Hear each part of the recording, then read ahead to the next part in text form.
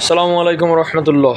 আরেকটি বিষয় যে আগামীকালকে মার্কেটের আগে শেষ ভিডিও, আসলে খুব ক্রিটিক্যাল মার্কেট আগামী সপ্তাহে হতে যাচ্ছে, কারণ অনেক নিউজ, বিশেষ করে ক্যাপিটাল গেইনের উপরে কর আরোপের নিউজটা, এটা শুধু আপনার বড় ইনভেস্টর না, ছোটো ইনভেস্টরদেরও একটা চিন্তার ব্যাপার। দেখেন যে এই নিউজটা নিয়ে আসলে ভয় দেখানো হতে, এই নিউজটা যে আসলো এটা নিয়ে ভয় দেখানো হতে পারে। যেটা আপনারা করবেন, আপনাদের যেটা দায়িত্ব, দেখেন একটা নিউজ আসছে, আমরা দেখেছি নিউজটা যদিও পাবলিশড হয়েছে গত বৃহস্পতিবারই পাবলিশড হয়ে গেছে, তারপরেও মার্কেট ভালো ছিল, মার্কেট কিন্তু খারাপ ছিল না।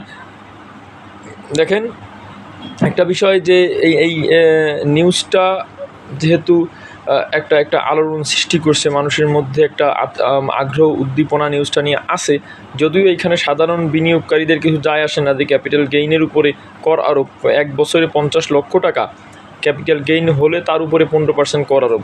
এটা সাধারণ বিনিয়োগকারীদের পক্ষে 1 বছরে 50 লক্ষ টাকা আর্ন করা পুঁজিবাজার থেকে সম্ভব না, কখনো সম্ভব হয়েছে বলে আমার মনে হয় না বাংলাদেশের স্টক মার্কেটে। যারা ক্ষুদ্র ইনভেস্টর বিশেষ করে, তাদের পক্ষে কখনো সম্ভব হয়নি। এখন যারা স্মার্ট ইনভেস্টর, বড় ইনভেস্টর, তারা এগুলো করবে, তাদের হয়তো বা তারা এখানে করটা দিতে হবে, অতএব এই বিষয়টা সম্পূর্ণ তাদের। কিন্তু ক্ষুদ্র বিনিয়োগকারী বাজারে বেশি, এর সংখ্যাটা, কোয়ান্টিটিটা অনেক বেশি ক্ষুদ্র বিনিয়োগকারীর সংখ্যা। এই জন্য আমি আপনাদের বলবো যে এই নিউজটা নিয়ে ভয় দেখানো হতে পারে।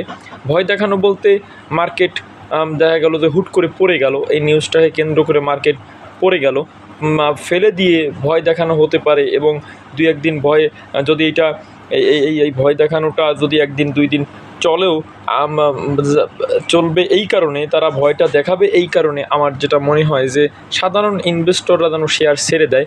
তারা এখন পর্যন্ত যারা ধরে রাখছে শেয়ারগুলা, তারা যেন শেয়ার ছেড়ে দেয়, এবং তারা যেন এইটা মনে করে যে না, এখন আমরা শেয়ার যদি কিছু ছেড়ে দেই, আরও অনেক পতন হতে পারে, আমরা নিজে কিনতে পারবো। এই দুর্বলতাটা, দুর্বল পয়েন্ট, মানে বিনিয়োগকারীদের এই দুর্বলতাটা তারা দুর্বলতার সুযোগ নিতে পারে।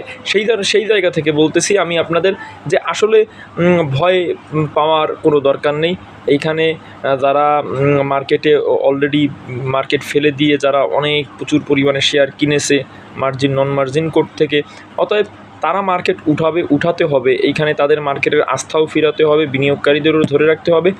মাঝখান থেকে আমরা ভয় পেয়ে যেন এই মুহূর্তে এত ধৈর্য ধারণ করে, এত কষ্ট করে আমরা যেন মাঝখান থেকে আমরা নিজেরা যেন লস না করি, নিজেরা যেন ক্ষতিগ্রস্ত না হই, এই জন্য এই ভিডিওটি করলাম। সকলে ভালো থাকবেন ইনশাল্লাহ।